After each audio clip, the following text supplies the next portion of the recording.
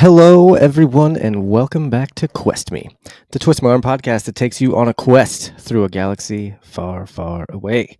My name is Josh. I am your forever host and friend of the Twist My Arm Network, and I am extremely excited to be here. I'm sorry about the late stream. We normally go Sundays, but I maybe had a little bit of a birthday party last night, so we kind of had to postpone it. My bad. But we are here tonight to talk about episode 7 of Skeleton Crew, the new Disney Plus show that has been airing for the last month or so. We're on episode 7, so a month and a half. And yeah, there's one more episode after this, so it's kind of that. What is that? What do they call that? The titular episode or something? I don't know. Phil knows what that word is, I'm sure. What am I trying to say? The penultimate. Thank you. That's the word. Oh man, I can always rely on you to give me like librarian terms. How are you doing, Phil? Thanks for. Well, I'm glad to have you on, and thank you for postponing and showing up on Monday for me. Yeah, no problem. Hell yeah. We also, of course, have my other co-host, Justin, on today. I decided to flip it. I went Phil first instead of Justin, so I felt like that was the right thing to do. Oh, I'm on the top of the screen today. Ooh, I mean, I could fix that. That's better. I do feel a little disoriented with them. Justin is frozen apparently, so that's okay. That's okay. Because what Josh is actually trying to tell you is that he had a birthday party yesterday. Yes. Justin and I were not invited. Well, would you have really driven 8 hours? There's Justin. He's back again. Hello. No, but probably not. So, Yeah, exactly. It's this whole, being in a different state thing that, is, I suppose, a factor in whether or not we got to go to your birthday party. Yeah, I know how things go, though, and I'm not. I thought it was supposed to be at Cinzetti's, which is down the street. It was originally supposed to be at Cinzetti's, yes. I don't know why Justin keeps freezing, but yes, it was supposed to be at Cinzetti's. And I'm hoping that next month or something I can make it out to Colorado. Life happens, and you just got to kind of postpone things. So true. Yeah. We do have a guest on tonight, which is crazy because we haven't had a guest all season. So that's my fault. I kind of dropped the ball on that, I guess. But someone that didn't drop the ball, Jesse, is here from Crusher Convo Podcast. I do my best. It's like, new episode. What was it? A new show, and I was like, okay, when am I coming on? What's the list?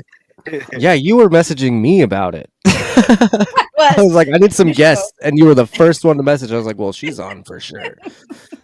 So far, it's been like a tradition, I think. Since I started Christian Convo, it was like, we got to squeeze in some Star Wars somewhere. And I'm like doing this weird number thing. I was like, okay, I already did 3 and 5, so let's go for 7, and we'll see how it goes.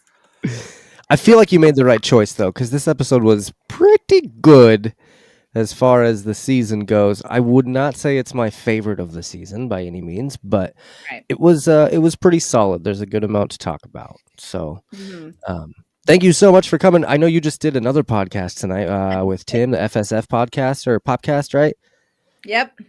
I was just on there. We were, so if not many people know, we were Trek Talks fan ambassadors. So we were spreading the word about the Trek Talks telethon to raise money for the Hollywood Food Coalition. And that has been postponed. It was supposed to happen on January 18th, and he was going to have John Billingsley and Bonnie Gordon tonight. But due to the California fires, they postponed it for obvious reasons. It's been affecting everybody over there, including the Trek family.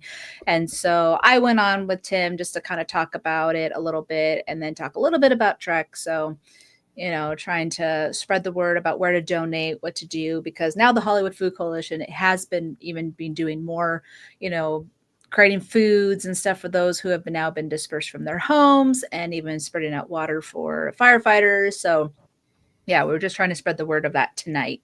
So it was kind of a last minute thing. And Tim had said that he got me first. You almost got me first because it was supposed to be yesterday, but you had to have a darn birthday party. Yeah, my bad. Tim won. Sorry. It's all right, Tim. You can have this one. Thanks now for... we just end up making Jesse do 2 podcasts in one. We just made, yeah. I've been up since 4:30 this morning. It's now past 8. I'm doing great. Killing it. Great. Jesse. I just told Dave, I'm all over the galaxy tonight. I know. Yeah. Luckily, I'm on a hiatus. Right? Yeah, I'm learning that the hard way, unfortunately. It's fun. It's a little grueling by that last episode for sure, but it's a good time when you do multiple in one day. I had a couple, I was telling you earlier, I had a couple like podcasts that I did for Twist My Arm where it was interviews, and I overbooked myself, different interviews, and it was just, by the end of it, I was like, nope, I never want to do this again. I quit. I'm done. Yeah, but thank you so much for coming and hanging out and talking some Star Wars with us. It's really not that long of an episode this time around, and really and truly, there's a few things that are like good to talk about, but I think most of this episode is going to be our segments. So yeah, for sure. There's a good setup for the finale. Yes, absolutely. Yeah, it is. And I think I'm hopeful at least that the finale is going to be just as good as last week's episode, because this week's episode was like the softball pitch, the setup. You know what I mean? Mm-hmm. And if they don't hit it out of the park next week or tomorrow, I guess. Tomorrow, I know. Dang, it's already tomorrow. I'm just happy that we finally saw a pirate get his booty. He hasn't gotten the booty yet. He just got the booty all over his face. Hey! Yeah. And that's how you get pink eye. That is absolutely how you get pink eye and banned on YouTube. So we're going to move on from there. Thank you guys all for coming and hanging out. Thank you guys in the chat that are hanging out right now. Looks like we got Dave and Tim. And yeah, I'm excited to get this show on the road. So as always, we're going to start this show with going to a little place that Phil likes to take us to.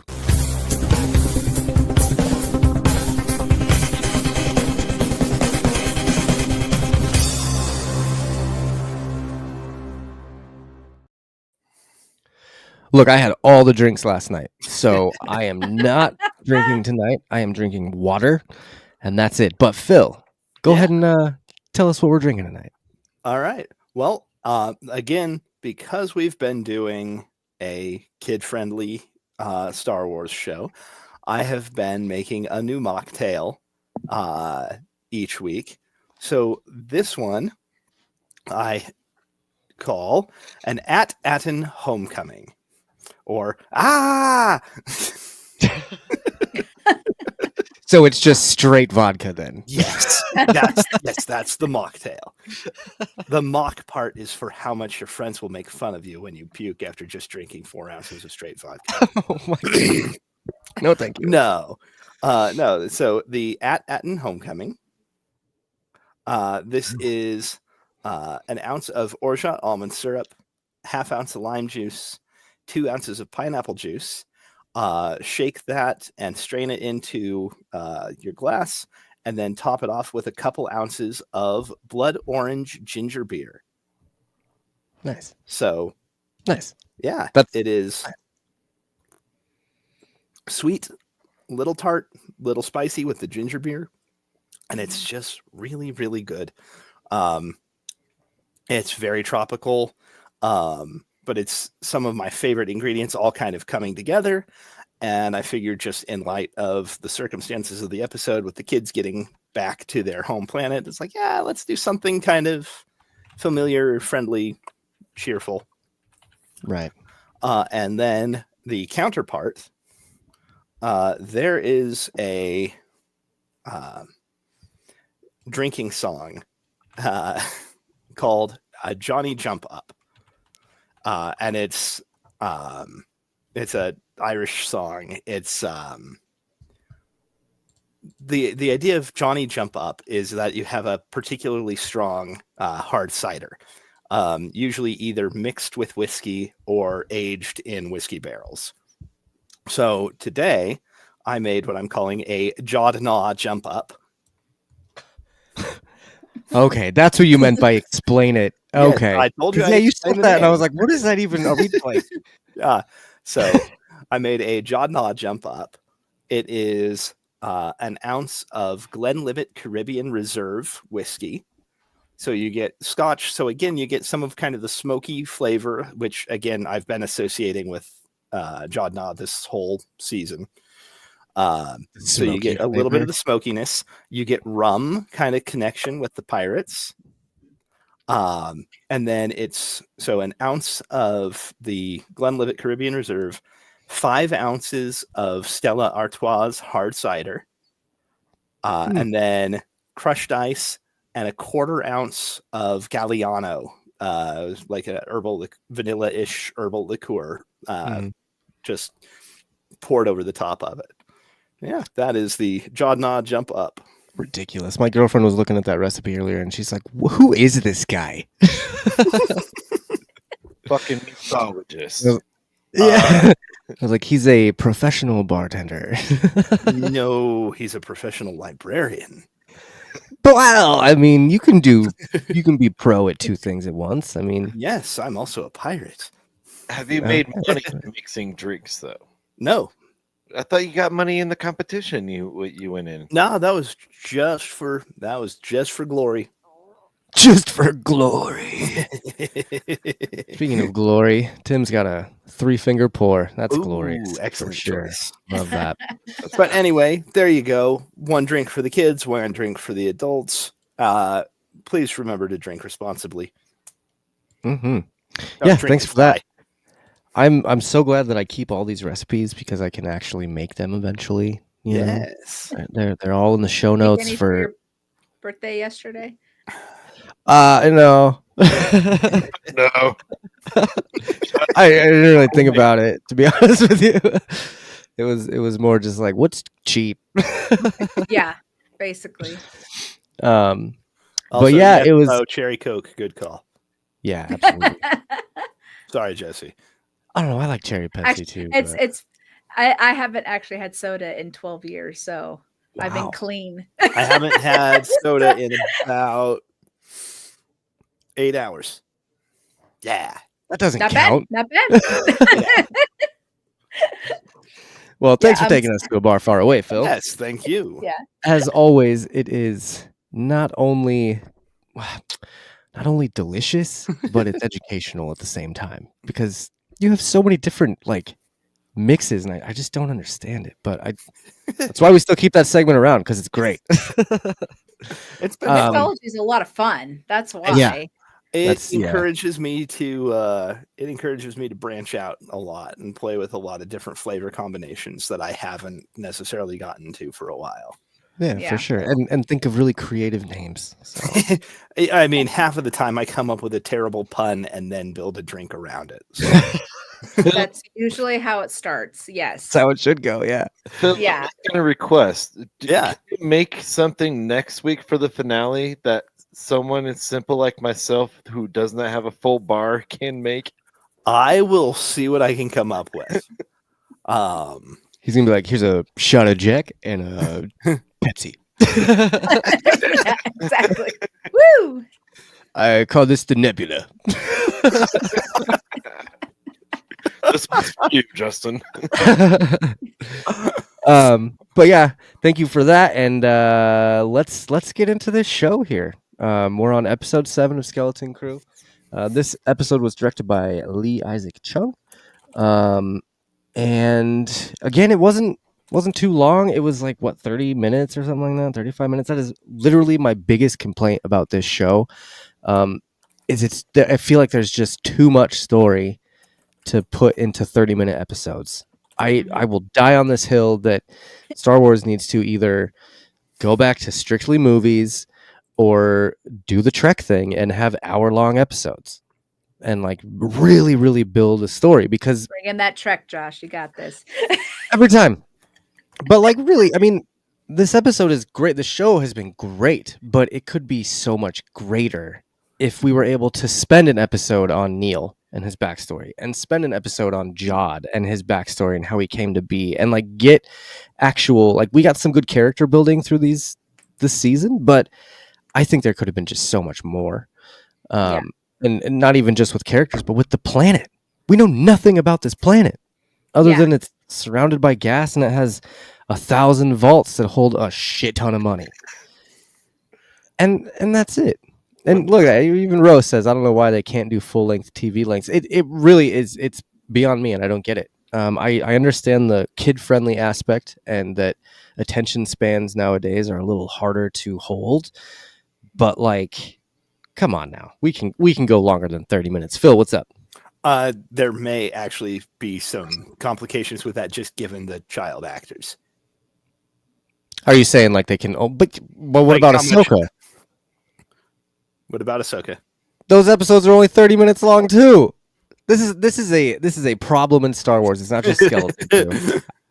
It's But to help out Josh here, like he was saying, like we could do a backstory about Jod where you don't really need the kids, right? And those could have been much longer. So it has been an issue with Star Wars where they're putting all this money into the production, but we're not pumping out enough story. right. So it looks great, but the story is still kind of getting cut short. And the Some kid of argument is kind of, I mean, Stranger Things. Yeah. No, but I mean, some of it may have to do with their subscriber model. Yeah. There's a lot of different possibilities going on with that, with it being Disney overseeing kind of everything. And it's not the first time we've had like child actors involved in a major Star Wars production either. Look at Obi-Wan. Right. But that, I mean, another show that kind of should have just been a movie. Mm-hmm. And I think they're counting on bringing more people in on a recurring weekly basis, though, rather than just having one big burst of people going to the theater. You get people in, you get people hooked on your other Disney Plus content. That's fair, but I mean, everybody knows what they're getting when they go to Disney. Like if you don't have Disney, it's because you just don't like Disney. I mean, at this point, like, you know what you're getting when you sign up for Disney Plus. You know what I mean? And like,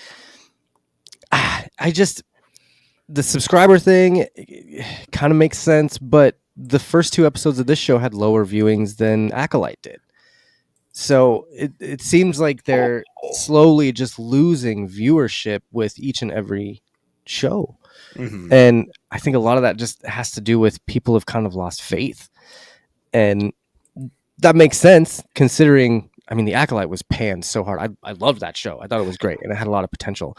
But people really did not like it. It wasn't something that the fans of today were really looking for. And that's fair. I know Jesse didn't really like Acolyte at all. And that's okay. Like I feel like we're the minority when it comes to The Acolyte because all 3 of us really liked that show. But the more and more we talk about it, the more people I hear like that didn't like it. And I think that's just because it was so different and so new, and it wasn't really what fans were looking for. But see, that's the misconception, because I was excited that it was so different and so new, and it wasn't just straight off the whole Skywalker saga. I wanted to have a different story that was based off of the whole Jedi Temple and everything before all that happened. The story fell flat. There was potential, but it was just all over the place that you could not even keep track of what the hell was going on. I have some issues with Skeleton Crew. I am not excited about it. Like, I'm not like, I can't wait for Tuesdays.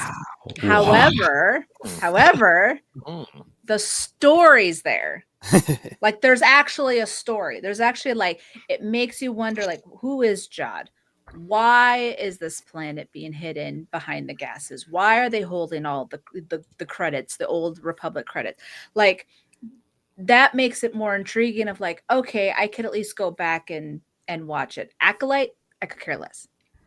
I could care less because it. I go back and watch those 2 episodes that were really good.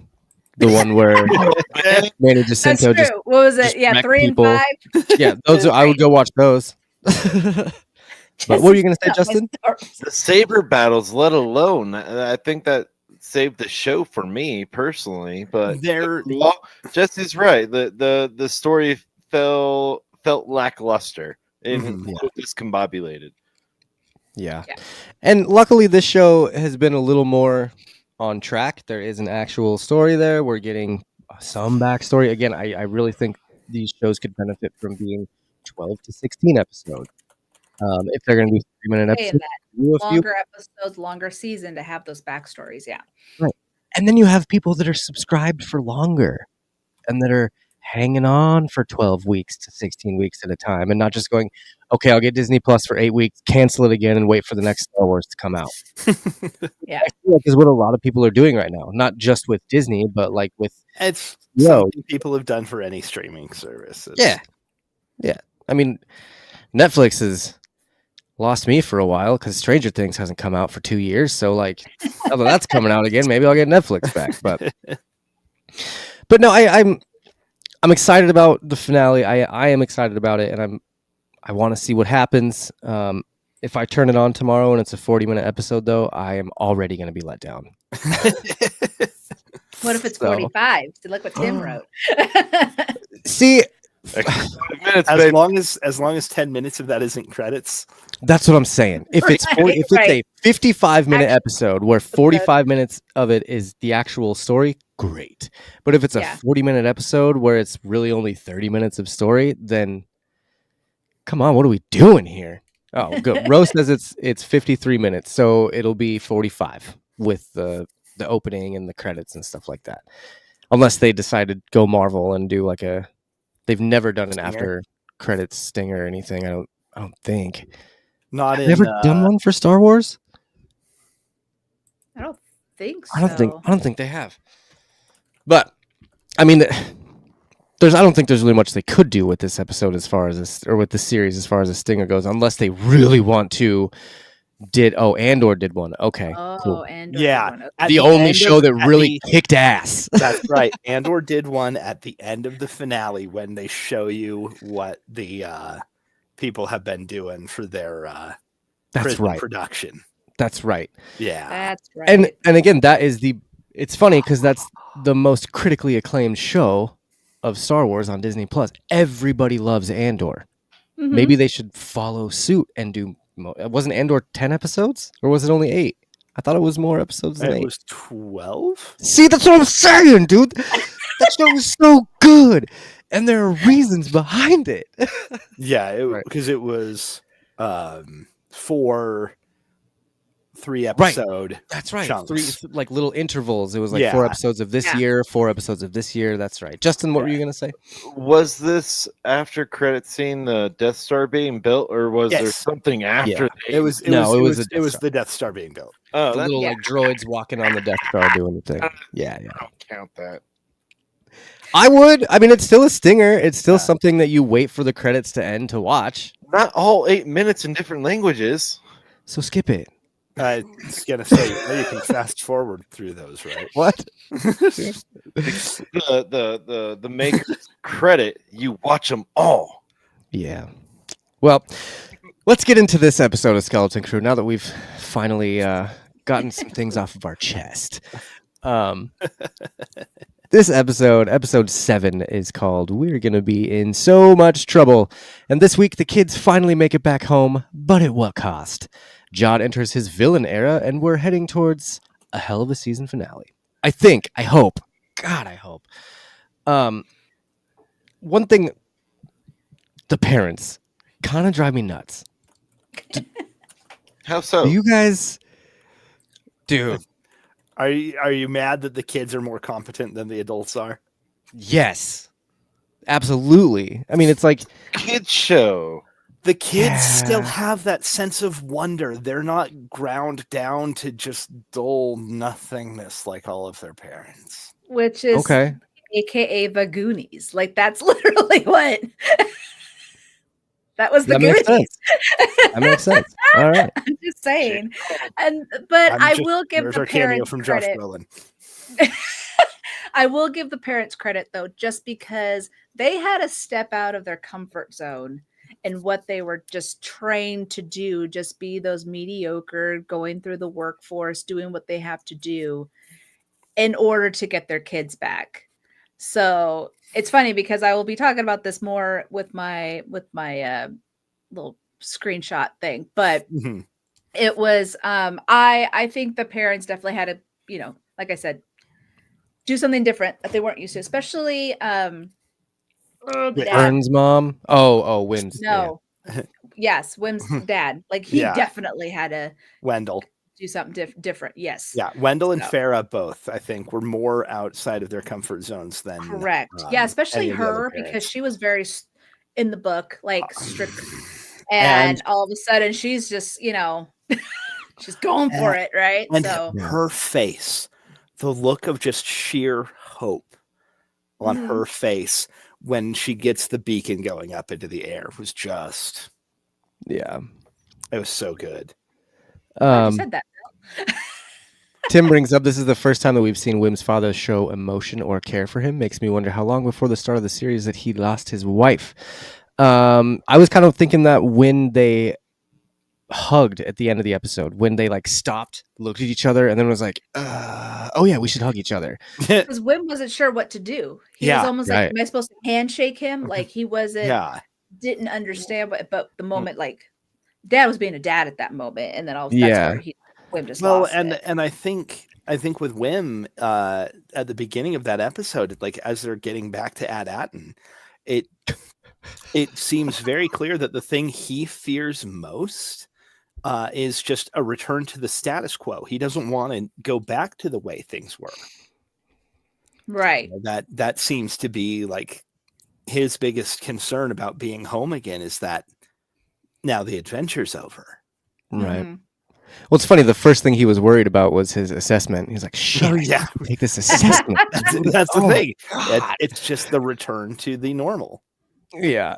I feel like I really related with that kid at that moment when he was like, "Oh, Man, we gotta no, do CSAPs. oh God, I forgot about It's like responsibilities." when vacation's over and you got to go back to work. You know, it's like, Yeah. oh man, yeah.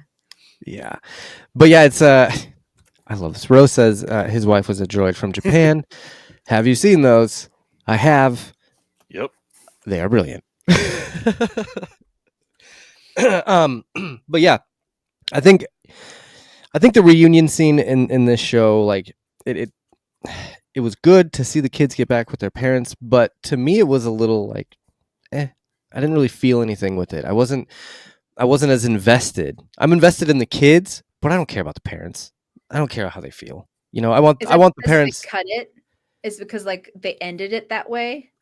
No, I think it's more just because I feel like these parents are so dumb and like they got lucky finding their kids. I don't know. I kind of, a little part of me wants Jod to go all Anakin on the parents so the kids can like go on their own adventure. He said he And, was like, going to. Well, He threatened them. Too dark. But are the parents dumb? Because look at, is it KB? Mhm. Like clearly, like she ended up getting the coordinates to come back home. mhm. However, her parents created her in the way that she was.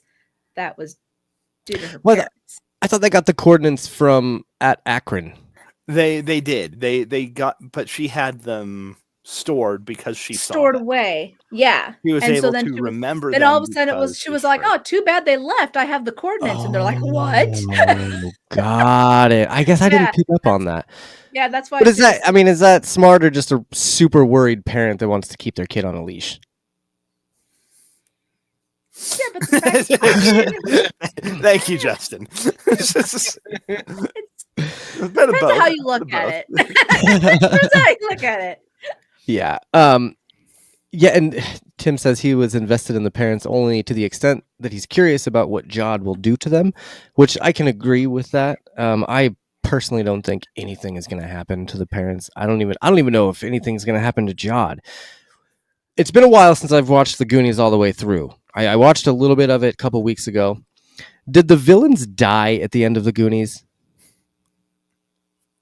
I thought they I don't were believe arrested. so. Yeah. Okay. So They were considering this yeah. show is literally Goonies in space, like everything about it is See- Goonies, Amblin, whatever. So does that mean that we get 33 to yell, "Hey, you guys"? Oh, I freaking hope Oh so. my Lord. Oh, I hope so. Maybe he's like rebuilt Oh, again. yeah. Hey, you guys. I have Yeah, no doubt. I have no doubt that they'd be able to actually repair him. Oh, yeah. I think KB will be the one to repair him. KB's really smart with that stuff. And it's a Mhm. lightsaber, Oh, yeah. so it's smooth. Right. It'd be pretty easy. I agree. No redemption for Jod, though. I am full on with him just being a villain and accepting that.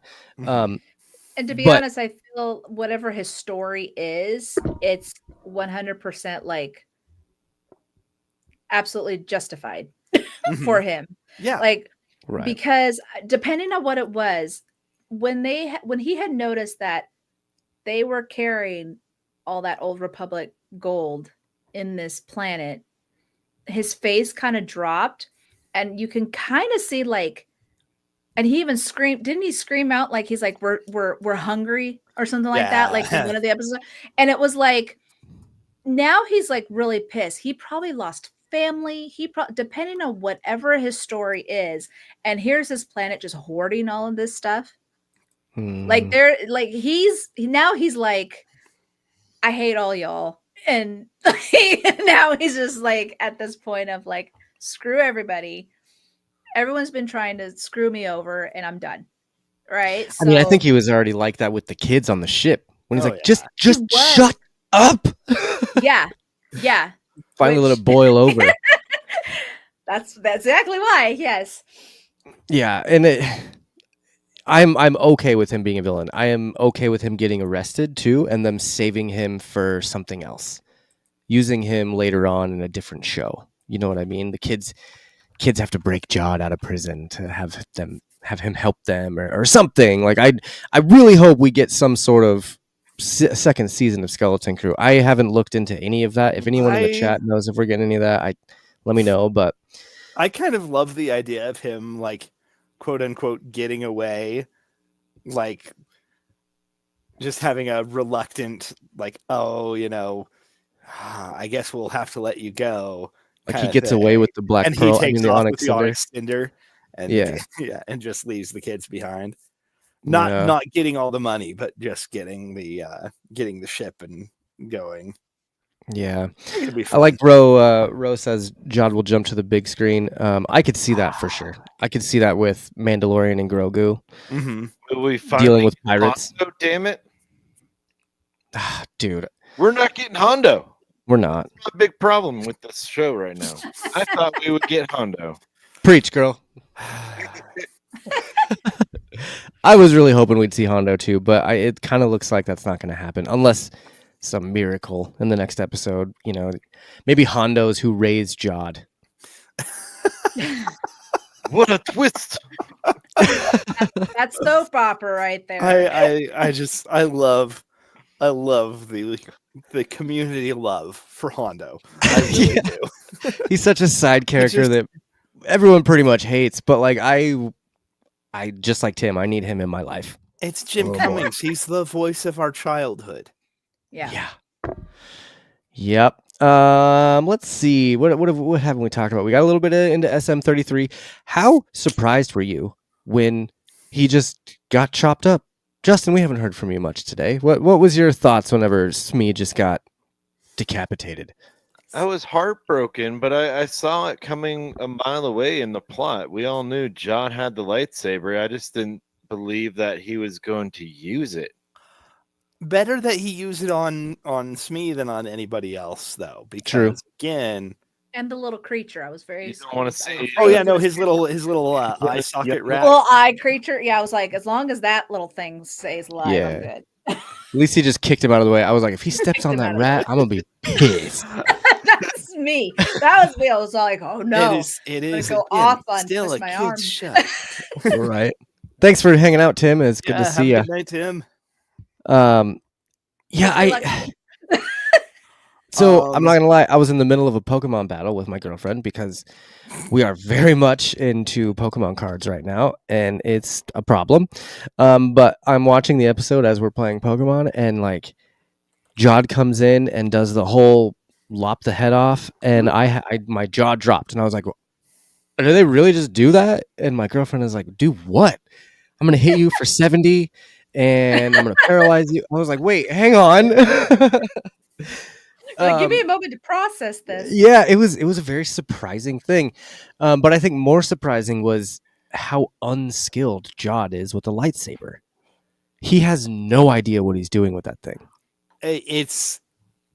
There's very clearly not been a consistent level of practice / training with it. There couldn't have been any training, and I'm starting to feel like he isn't actually a Jedi, but that he found out how to use the Force, and he's used it to his advantage. You know what I mean? Like Sensitive? yeah, like he's Force. Well, listen, if Disney is going the way they're going, everyone can use the Force. You can tap into it. It's in you and me. Apparently. So if they're really going that route, then it would only make sense for Jod, a pirate, to have stumbled upon using the Force. Maybe he had a really traumatic event and he ended up using the Force somehow, and he started honing in on that. Because we've only seen him move stuff and unlock handcuffs. He doesn't do anything else. It's not like he's moving boulders or anything like that. He's like doing very small things.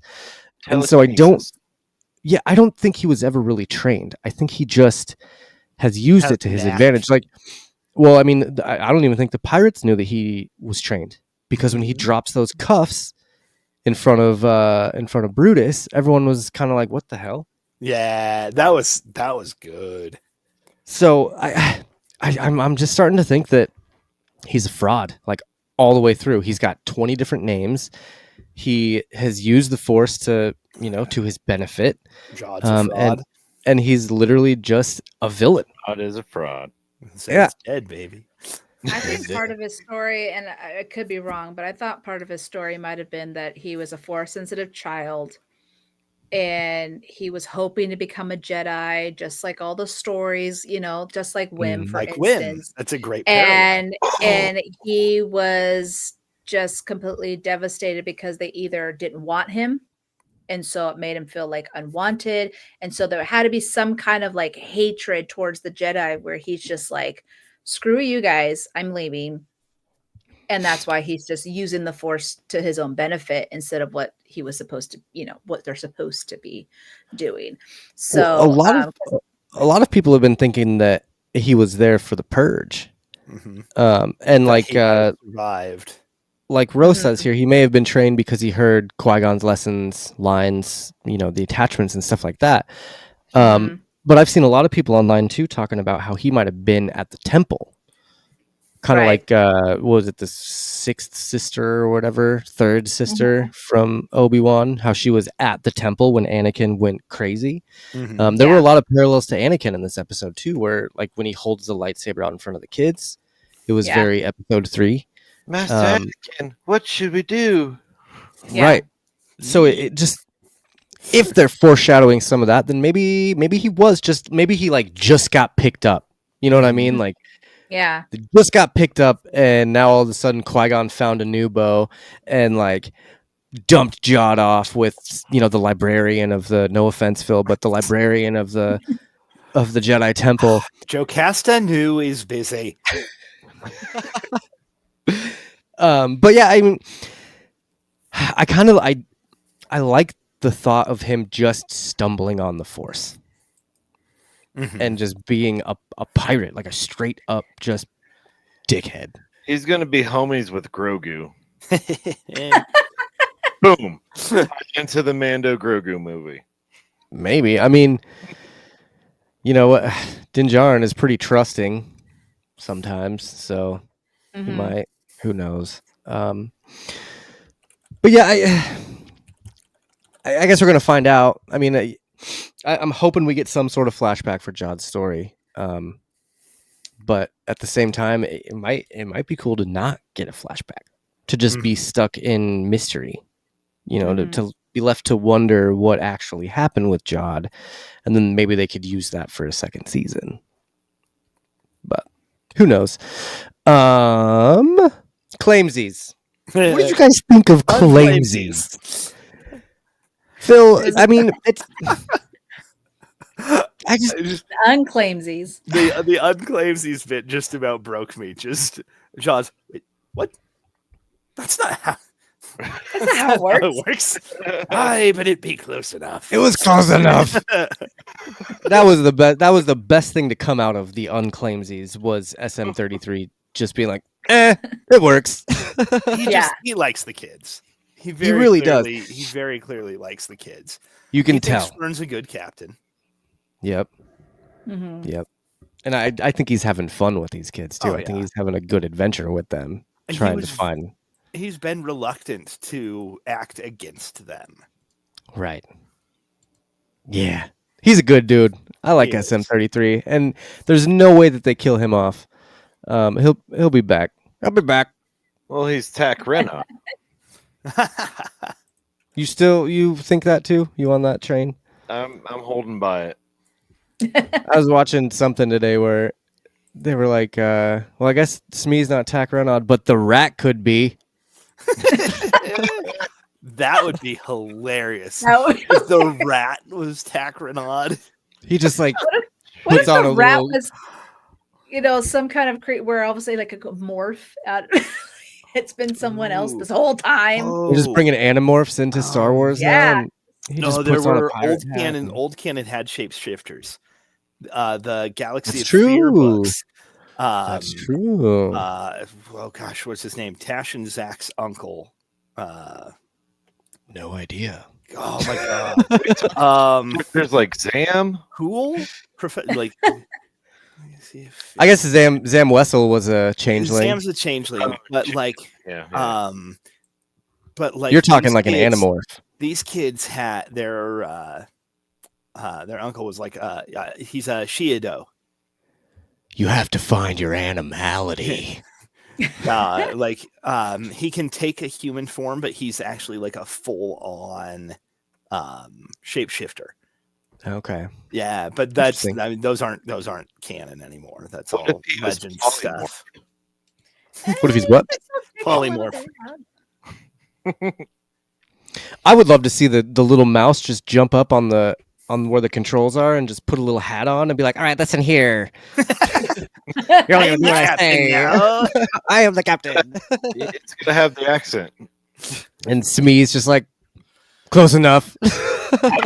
Yeah. Obviously Smee's gonna come back. Someone, they're probably gonna get loaded onto the ship. Jod is gonna put all the people on the ship, and then KB and her parents are gonna figure out how to rebuild Smee, and then Smee is gonna, rip Jod limb from limb, and it's gonna end well. Limb from limb.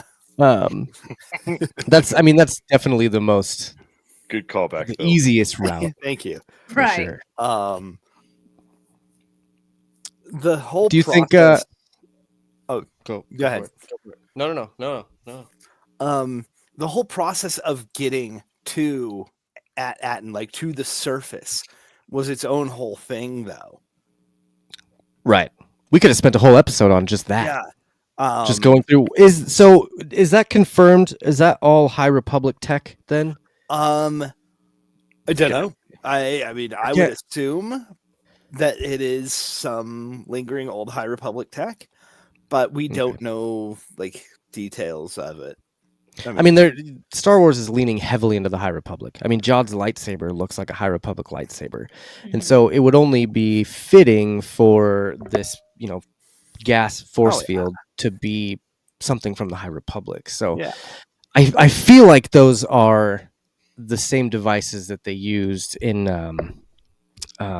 whatever battle they had. They were covering a planet and stuff, but could be wrong. But they were extremely fun to look at. And even more fun to watch people like fly through, even though I feel really bad for what's his name, Glurb. Little glurb. Here in the glurb, we're all fam. Okay. I think I've been watching too much Star Wars because Okay. I could immediately read the reversed text even in Orabesh when it said signal lost.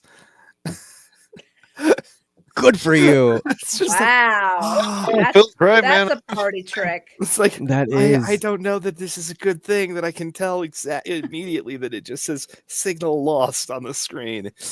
Yeah, that's good. That's good. I like that. Good for you. It was. I was pretty sad for Glurb because Yeah.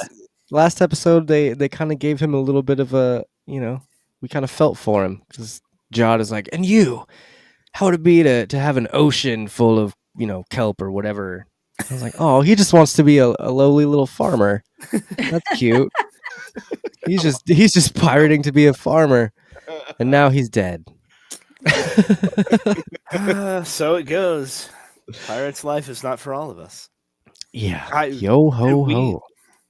We lost another major character this episode too. We did lose Brutus. Yeah. Oh yeah. Well, Justin, that was another surprising part of the episode. What did you think about that specific scene, Justin? Cold-blooded. Oh, to see him picked up by that claw and then Jaw just walk up on him and be like, yo, he's not the captain. Bow! And shoot him just dead shot in the head. That was just cold. It was so cool. It But- was cold. I feel bad for the kids because they're the ones that did the claw, and then it got him killed. Really, Right. because They they weren't weren't trying to expecting kill that. him. yeah, they Yeah. were trying to kill him, and then all of a sudden he got shot. So yeah, I felt bad for the kids at that moment. Was that the first person they've seen die in this show? Did they see anybody else especially they that up close? I heard- mean, they've seen ships blow up, but they haven't seen that. That's pretty brutal. Yeah, Because the kids were just up on the top of the landing platform watching from behind some boxes, and then Jod looked up at them and was like, "Watch this," and just that was crazy. And I kind of felt bad. Like Brutus just when he's stuck in that claw, he just kind of looks like a sad puppy, right? yeah. And Jod just went all old Yeller on him, and I was kind of like, oh. I feel kind of bad for Brutus now. He sort of looked like the aliens from Toy Story. The claw. Yeah, It Yeah. moves. very much the claw. I don't know what's going on here with Nate Tech USA. I have no idea who that is. Yeah, I don't think I like this. Moved So into your house too. yeah, I feel like yeah, whatever. Anyway, is there any other stuff? I think we've gone through everything in my notes, other than the very not subtle ET reference at the very beginning of this episode, with the flashlights I- running through the forest. It was Yeah. they might as well have been on a bike with a basket. They did the bikes earlier. You're right. You're absolutely They right. already kids on bikes meets Star Wars. Yeah. I loved where was it? I loved Jod putting the helmet back on. Yes. That And he's Captain Silvo again. Yes. You know, And it it's kind of just showed that he was the guy at the beginning of the show. Yeah, I yeah, think just we all kind of proof. questioned that at first. Like we didn't really know for sure if that was Jod. Yeah. I mean, we knew, but we didn't know. Yeah. So One of If my anyone, I don't know who this guy is, but he's not commenting on my destination. So whoever's destination that is, if you want to block him, I'm totally cool with that. Oh, I'm already Um, doing that. Perfect. Good. Bye, Nate. Blast you out the airlock. See ya. Doing my walk best the at plank. this point. So God, dude. did Way did to it, ruin it, Nate. Always a Nate Always- involved. it's always a Nate, man. I swear. Man, it's the worst. But did anyone Um, notice the number of volts there were? Uh-huh. Go on. 1,139. Others. And what is that from? A lot of Star Wars movies. The Cell of Leia. But Phil. mainly George Lucas's first movie, Yeah. THX Oh, 1139. THX 11. Yeah. Yep. Which is cool. They you know. But they didn't say it outright. They said 11,139. I was a little disappointed. Well, 11,040. well, Eh, you live, It's like, 'cause you win we some, you lose mentioned some. that. Tim and I were actually just talking about it after we had done his live today, and it didn't even really dawn on me that that was the same number because they said 1,130 Mhm. and instead of the 1130. Yeah, Instead so of 1138. Mhm. Very matter of fact, like droids are. Ugh, I Yeah. hate these droids. Any other notes from you guys? I think we've covered everything that I had on here. Before segments, Before because we have some good segments tonight.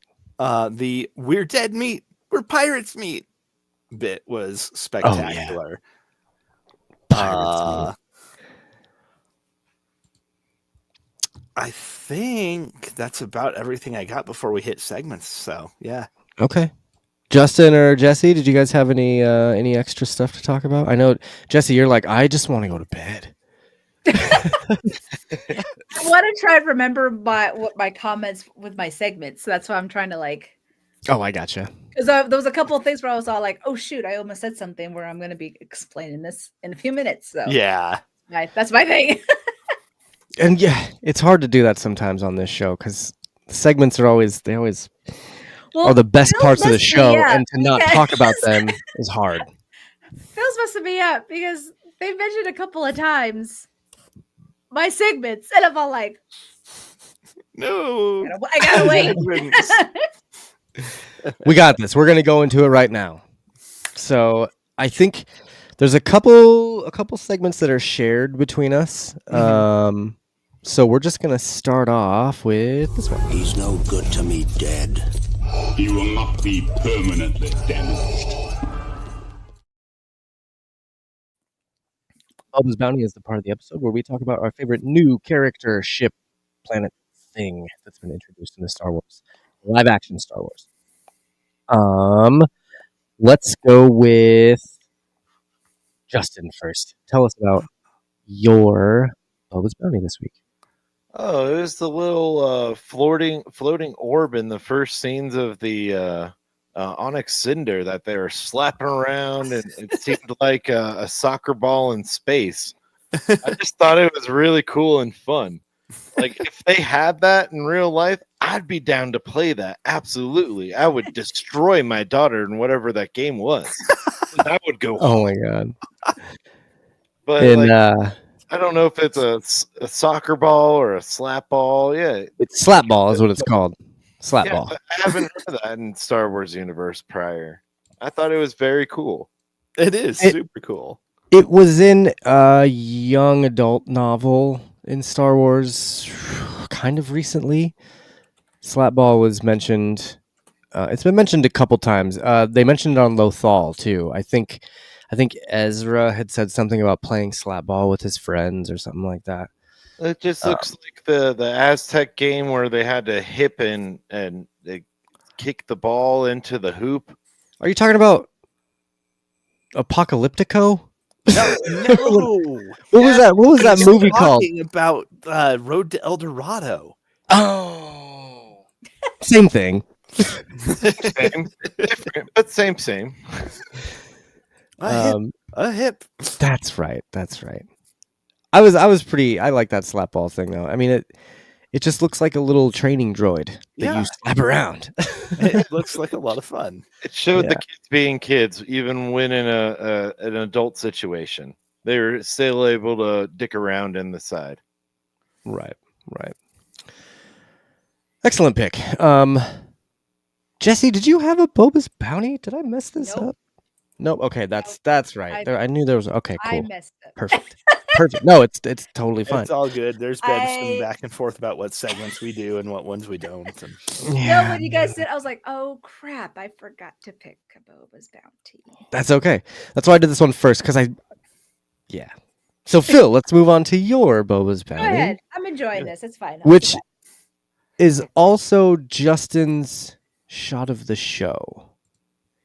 Or at least one of Justin's shot of the show, which would have come in at 17 minutes and 41 seconds. And so, Phil, your Boba's Bounty was the defense system, if I'm not mistaken, correct? So correct. it's this guy right here. I love these little storm turrets. Yeah. They're up there hidden in the gas cloud, and they're frying the shit out of anything that gets too close to them that isn't supposed to. Yeah. And again, alas, poor Glurb. Oh, poor But Glurb. then, with the reveal that the Onyx Cinder was stolen from At-Aten in the first place and actually belongs to the Republic Mint. Okay, so that's how we fly past the defense system. We just we take the bank's little security cart, we ride it back into the bank vault. It's such a classic heist thing. And so seeing that, security system in play is really fun. And very much a hardcore red light, green light. yeah. And with the booby traps, a couple episodes back, we get to see them in action before we see our heroes try to work their way past them. Right. Yeah. Again, I think those have got to be from High Republic days. Like all that technology has to be from back then. So, and those things are terrifying for sure. Justin, what did you want to say about this shot? Since it was the shot to me was beautiful. Them flying through the nebula and coming up on this proximity electrical ball that will jack them up to all hell just seemed so chaotically poetic. Because just what Phil was saying, it's a giant zap you and you're dead. It's a bug zapper, but yeah. No, Harry, no! Don't look at the light. Oh, he froze again. Oh. Bug zapper though. The light. I didn't even think about the bug zapper part. I That's the can't last thing we heard, help Justin, it. was it's a giant bug So zapper. So finish that statement. That was brilliant. But to see them fly into it, the enemies fly into it and get zapped and them just cruise by it. I had so much anticipation that they're going to get zapped too. And this is going to be bad.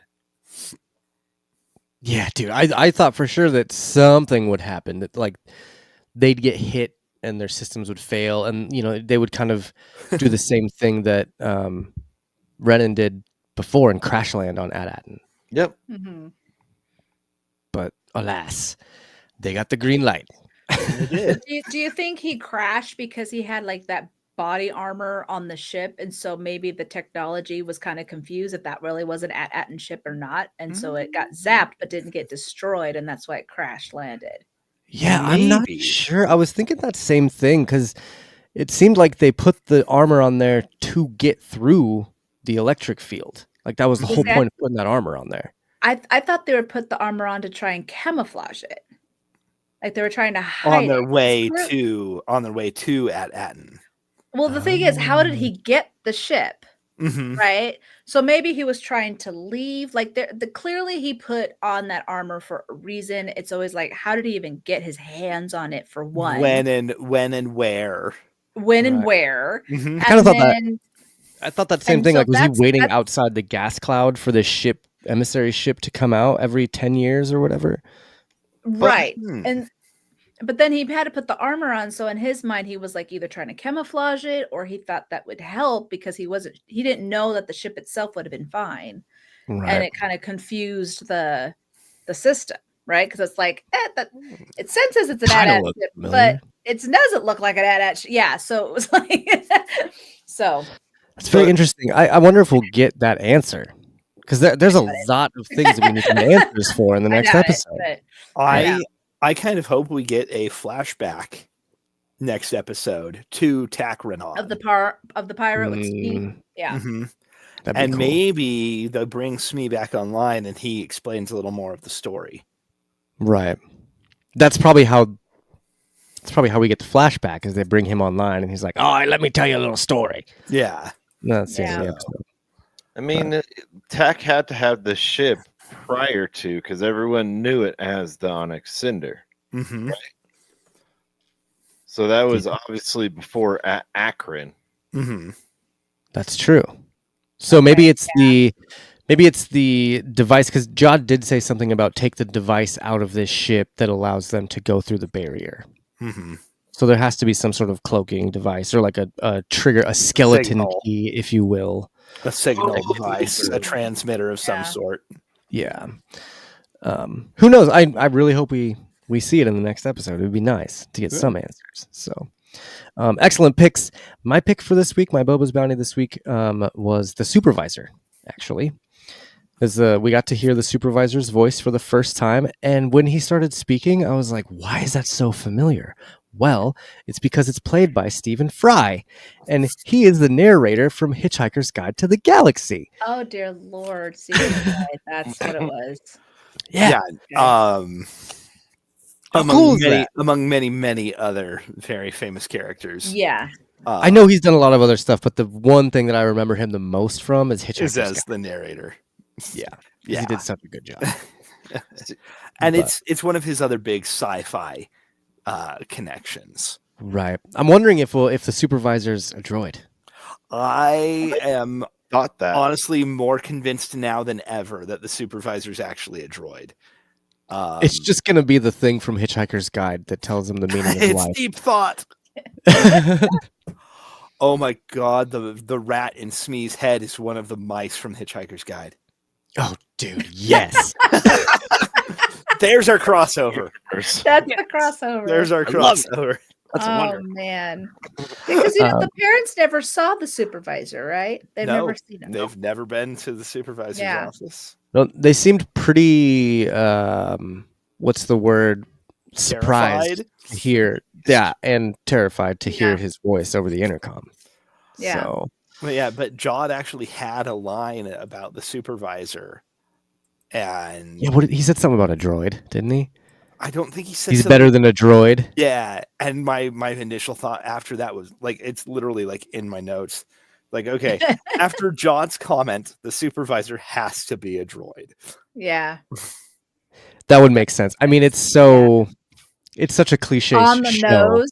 But Yeah. yes, It's exactly. Star Wars. Called it Right. since the beginning. It's a Uh, planet ran by droids. You did. hey, You did. Yep. You are correct, sir. I'm always right. Well, what's the next segment then? Always right. Well, that's my secret, Captain. I'm always right. Two eggs.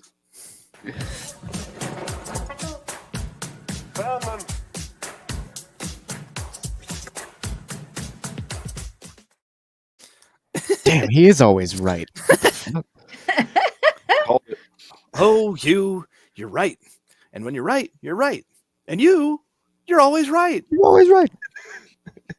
And that being said, it is time for Grogu Eggs, the part of the show where we talk about our favorite Easter eggs of each episode.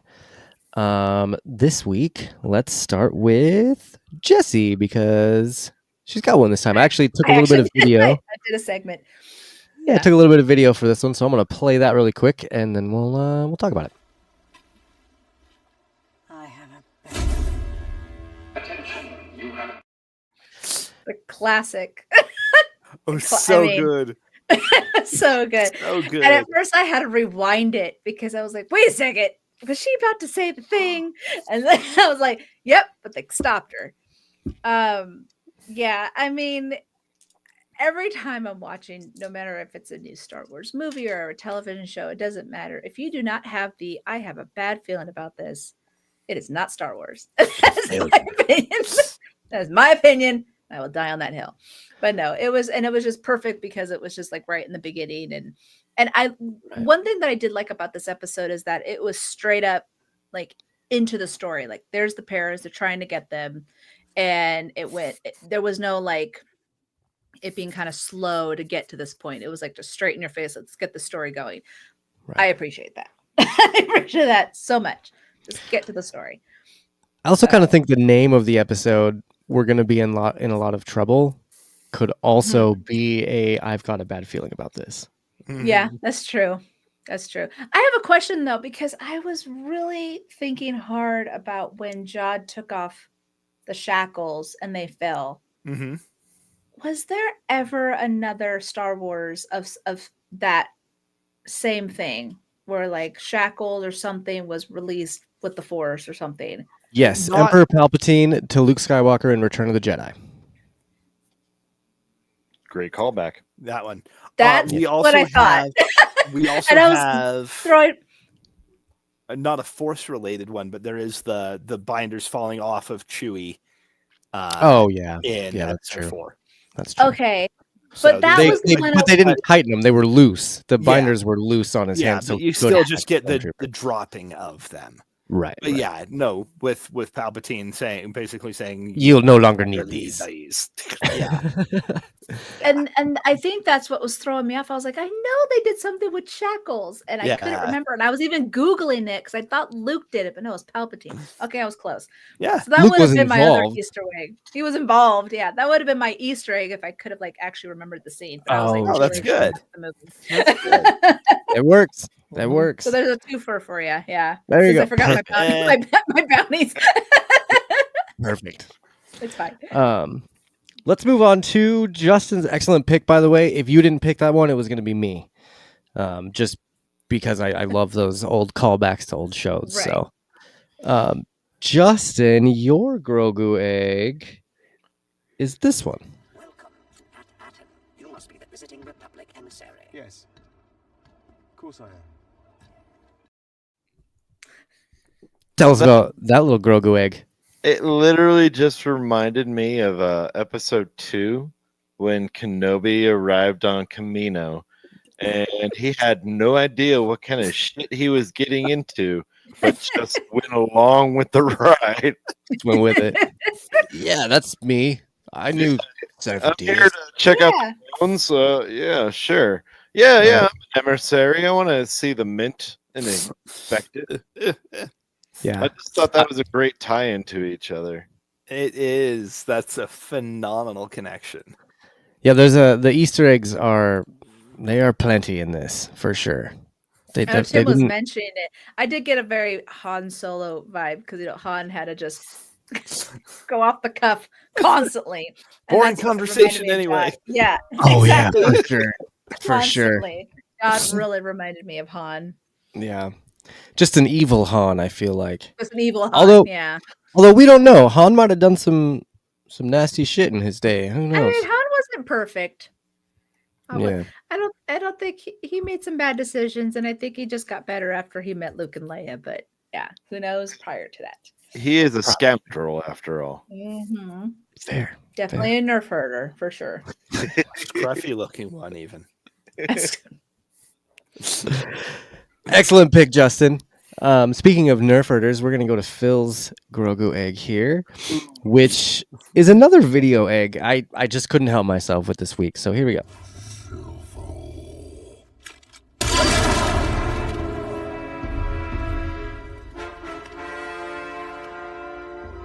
Brutus was a stinking, backstabbing mutineer. And you want to follow him? So tell me why that's your favorite Easter egg, because I am still confused as to where that goes. Okay. This is, it's not a shout out to anything in Star Wars. This is, I figured. unless you count the Empire doth strike back, because so we're getting some Shakespeare here. Okay. There's Okay. a very, very famous speech in the play Julius Caesar.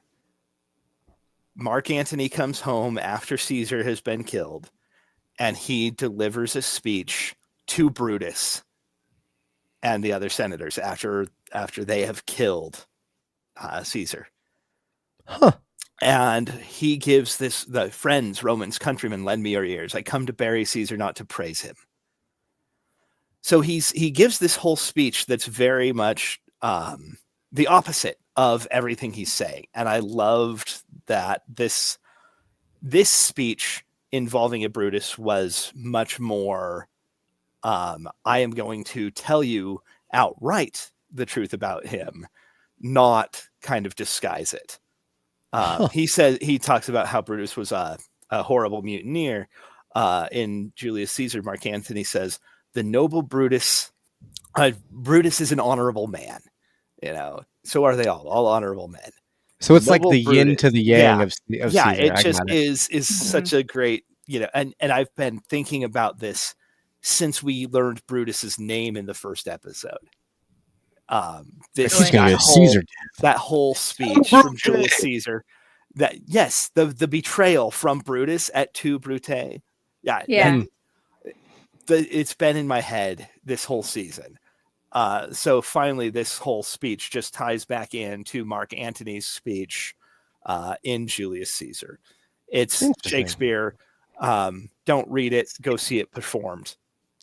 It makes way more sense when you see it actually happening Right. Okay. than if you're just trying to sit and read it. That's Fair. if you're gonna read it annotated. My annotated Shakespeare's downstairs. It's hard to read Shakespeare without knowing the true meanings. But the point being, in Shakespeare, you have a speech delivered to Brutus that seems to be talking up how great Brutus is, but is really tearing him down. Whereas in Mhm. this, you have a speech delivered in the wake of Brutus's death that is just blatantly saying, no, he was horrible. Mm-hmm. So Gotcha. yeah, the That's whole Wig. it's very much the opposite of Mark Antony's speech Deep. about it, but as far as phrasing goes, but much closer to the meaning of Mark Antony's speech. Right. I like that. I like Yeah. it. This So, is well- me being an English major. Clearly. To do is But I understood it because I'm a huge Roman and Greek mythology. Hey, Oh, yeah. thank you, Jesse. My eyes rolled back a little bit, but I'm gonna go look into it. after he explained it, it made perfect sense. No, like, yes. It does, absolutely. especially with the Brutus. like, I was like, damn, Phil. Damn. I know, yeah, right? the Brutus part. And that's what got me. I was like, wait a second. His name was Brutus. Mine kind of blew a little bit. But Yeah, go yeah. So there's been a Julius Caesar thing going in my head for the last month and a half. ahead. Oh, interesting. I didn't even think about that. Wow. And my Easter egg is gonna be like nothing compared to that. So I don't even want to talk about it anymore. All right, next segment. Moving on. This is- No, excellent. That's a insane callback. I love that. like I that's said, great. Well, that was it's- brilliant. It's, That was Yeah. perfect. it's nothing directly connected to Shakespeare or to Star Wars, unless you've read the, Star Wars, the Shakespeare. The Shakespeare books. Those I are- have. That's I have them yeah. somewhere. I got William Shakespeare's Verily a New Hope, and so on. Yes. The funny. the Jedi doth return. I didn't even know those got existed. The Oh my Empire God. Strikes Back. I think that's It's- the only one I have. The one with Yoda on it. Yeah. Yes, I think I know that one. It's literally just Star Wars, the stories of Star In Wars, but Shakespeare. in iambic pentameter. I gotta find mine. Oh my gosh, I gotta find it, and Interesting. I will send you a picture. Please do, yeah. I will. Oh, I just saw it too. I was clearing out my room, and I was like, "Oh, I gotta pull this out." Now I don't know where it is. Well, excellent yeah. pick. An excellent explanation. I mean, that's crazy. Mine is nothing like that. Mine is just the hologram message that reminded me of A New Hope. Help me, Obi-Wan Kenobi, you're my only hope. That's it. That's nothing cool about that one at all. No, but I did really like that the kids got a secret message from their parents, kind of like Obi-Wan got a secret message from Leia. They just kind of, the holograms they live on, and that's great. I love it. So, They were supposed to find an emissary, Which is- what they did, technically, Yeah, technically. kind But of. I was wondering who the parents specifically were. They said a Republic emissary. Yeah. that knows the hidden location of At-Aten. But Yeah. how many these How is kids the are going to kids go gonna on a know exactly? yeah. Were you going to go just start asking We people, hey, can't you know tell where a you who. Republic emissary is? Yeah, because they would have done that. They were that naive because their parents completely That's true. trapped them in this whole, fantasy world. And they were like, don't tell anybody where you're from. And that's what John's like, oops. Because it was like, they didn't know any better. They were like, we're from At-Aten. And they're like, that's not even a real place. Totally clueless. Like the parents completely just, they're like, we were going to tell you when you were older. Probably should have done it Well, when they fully understood. Like They brought that up. just- They brought that up though when they were like, you were supposed to learn about this when you graduate. Mhm. Yep. when you Yep. So, like, graduate. So everyone, after they take their assessment, I would assume, and they graduate from schooling, that's when they learn about why At-Aten exists. And so these Oh, kids were right man, it's there like about to Never. learn about it, and then they go on this adventure. So it was kind of interesting to be like, just go to an emissary? Like, all right. Right. But in a way, it kind of made sense. I just don't know where they would have gone. Deep I Space guess. Nine. Yeah. No, wrong emissary. God damn it. Well, yeah, that's I love it when Trek enters the conversation. Where's Cisco when you need him? Gosh dang it. Oh my god. But yeah, great picks everyone for the Grogu eggs. I actually don't have one for the next segment, but you guys do, so we're gonna go on to it.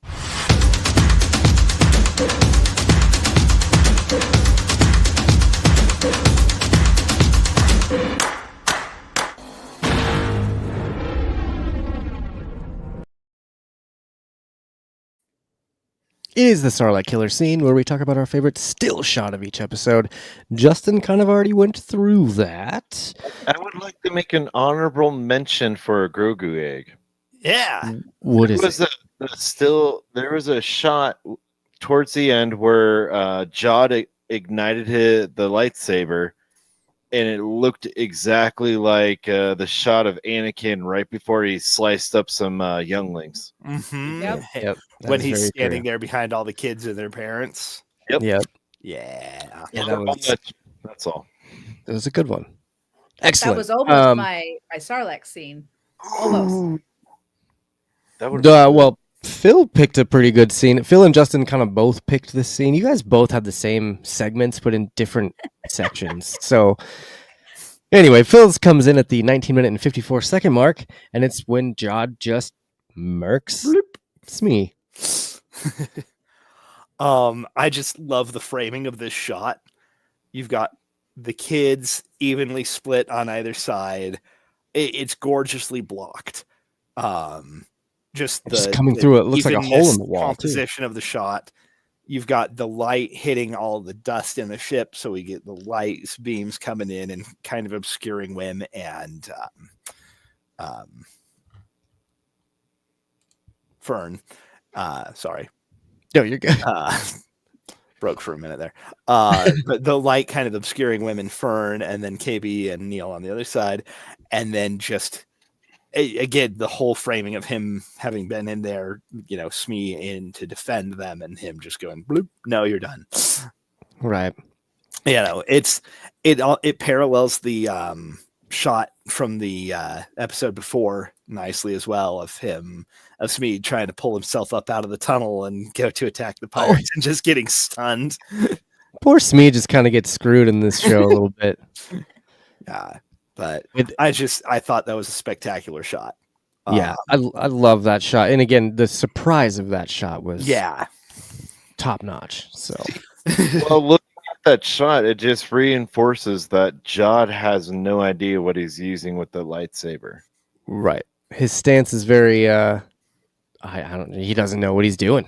And when he's sitting there like playing with the lightsaber in front of the kids, it's like when you first get a lightsaber and you're swinging it around to listen to the sounds. Yeah. You know what I mean? Like that's what he was doing basically.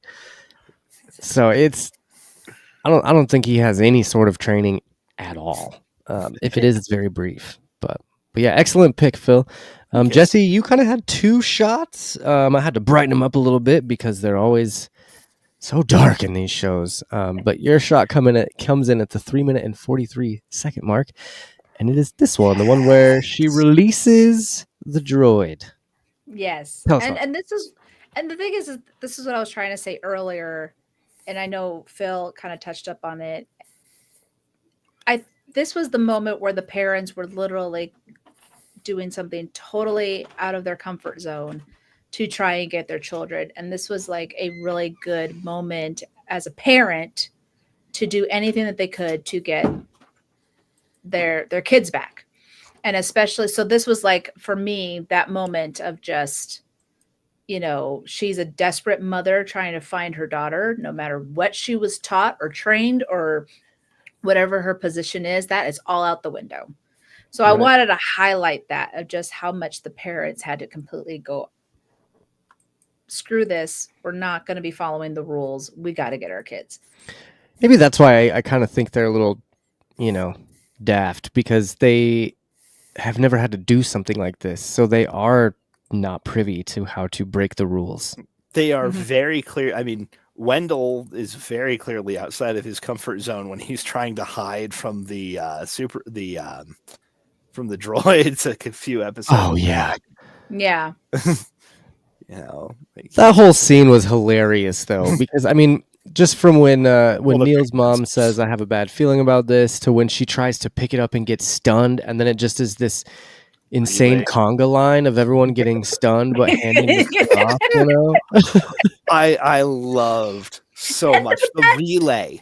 The Relay, there you go, relay. yeah. A relay. It But was that so just good. proved just how sheltered they all have been through this whole time. They don't even Right. know how to even Right. properly do this. It was like, we can't have anyone find out, and they got found out. Like, it was just They get got Yeah. immediately. And then they get I- reprimanded by those droids, just like kids do. You And guys were I- caught.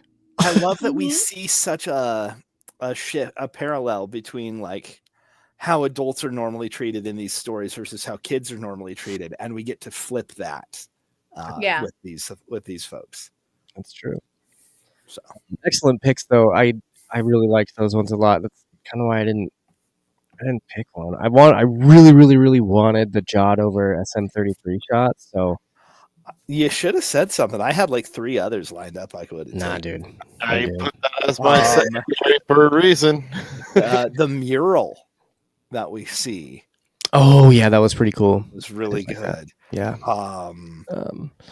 The shot of the Onyx cinder breaking through the barrier, all of those just really good wide shots like I usually go for. So Well, it's all right. anyway, So we had plenty of segments this time. We still have one more to go.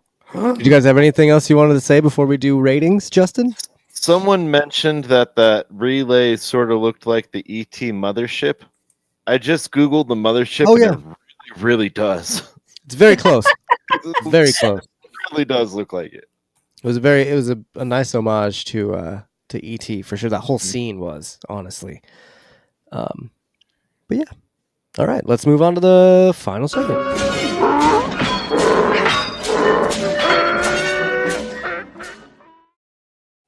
Which, as always, is the Tusken Raider, where we rate each episode out of 10 relays? Smee's head on the ground. Droid heads? I don't Or know. gold. I mean, he was. There you go. covered in- Do I have out of how many Republic credits? credits. Yeah. Yeah. Public credits. So, Jesse, let's start with you. What would you rate this episode out of 10? Oh, okay. I'm gonna give it a solid 7. And it's just 7 because, for like episode I 7. said, 7. Yeah, right. And the thing is, it's just the show hasn't really grasped me, so I really haven't been rating just very heavily. But I think the flow was really good. It just went straight to the point. It was like getting it ready for the next episode, which hopefully they'll knock it out of the park, like you were mentioning, Josh. Just that everything is coming together, and it did it well enough that the story flowed fine. And then we just saw Jod really just lose it. I mean, I had sent you a clip about him just losing it with the kids, and it was just like he was like, shut up. Like he was just done. He was done being fake and all that stuff and playing, but he was just, I will kill your parents if you do not stop, right? And that's why the kids listened, because they were like, we're not sure anymore if we could trust him. So but again, the show's not really grabbing me, so I give it a 7 for kudos. Give it a good old college try. Good old college try. That's awesome. Justin, what would you rate this episode? Surprisingly, I rated it at a 6. Really? This is your lowest episode then, huh? Yeah, I was not entertained. Are you not entertained? I wasn't. Clearly not.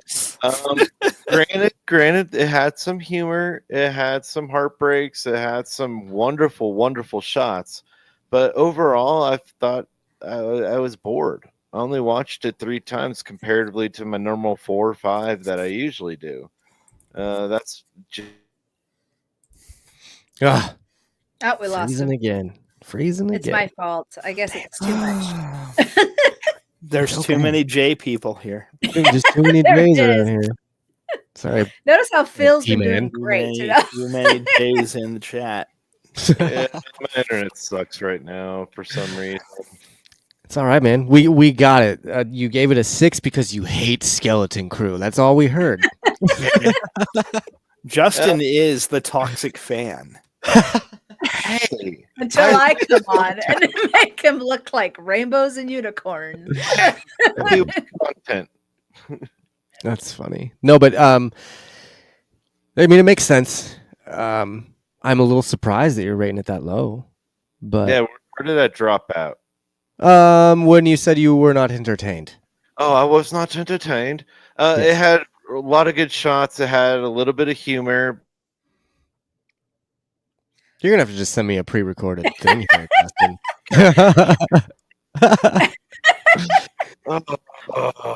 It's okay. Go on. It's okay. It's upset Um, that I gave him a 6 and is like, no more talking. We're just Yeah. It's like 6. How dare you? like it's just doing that. So Well, Phil, what are you gonna rate this episode? And you're muted.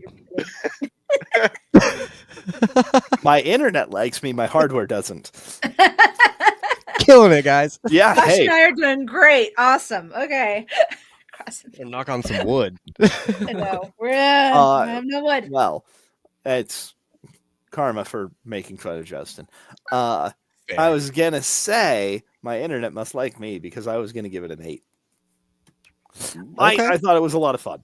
Okay. I like that I like that we're getting so much of the kind of things that you would stereotypically associate with like the big finale early. The kids get back home. They made it safely to Ad-Aden. We found the treasure. The parents and the kids are reunited. We still have one obstacle. Well, 2, really. Because there's still a whole bunch of pirates out there. Yeah. Mhm. Now, without the Onyx Cinder, they can't get through. But Well, I until they thought it can get a was- message through. I don't. Never mind. We'll see it next week. I'm sure. We'll see what happens. Yeah. yeah, I thought it was honestly, I thought it was better paced than a lot of the other episodes. We move very quickly from the beacon going up to Brutus's death to the arrival at Ad-Aden. It's just boom, boom, boom. Yep. I think it's a solid setup, queuing up a really good finale. So yeah, Okay. I'm gonna give it an 8. All right. And it's funny. I'm gonna stick with the 7 on this one. Okay. I'm gonna agree with Jesse. I originally actually gave it a 6, but the surprises of this episode brought it up to a 7 for me.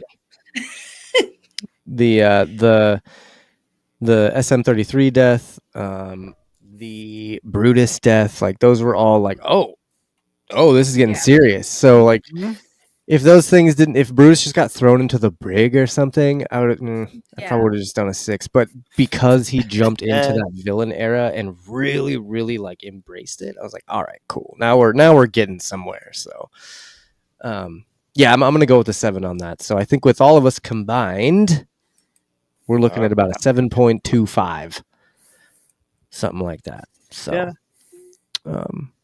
yeah, I mean, again, all in all, it was a fine episode. Again, too short for my liking, and as Phil said, it went really, really quick. But it was a good setup for next week, and I think that we could have a really good season finale. So, I hope so. tomorrow. I Why do I really- keep saying next week? It's tomorrow. Because we'll talk about it next week. You're right. You're right.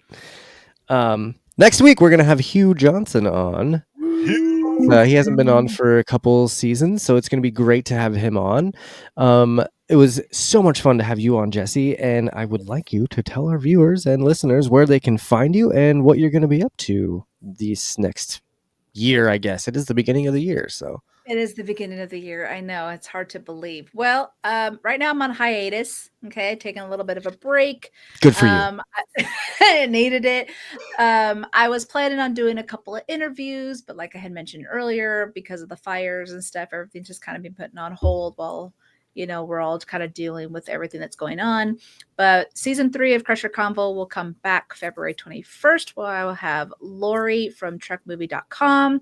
So she will be on my show. We haven't really discussed the topic just yet, but yeah, I'm hoping to have more interviews, more discussions about the Crushers, and I'll be hitting a couple conventions this year. So loads of fun. So we'll have some fun this year. So yeah.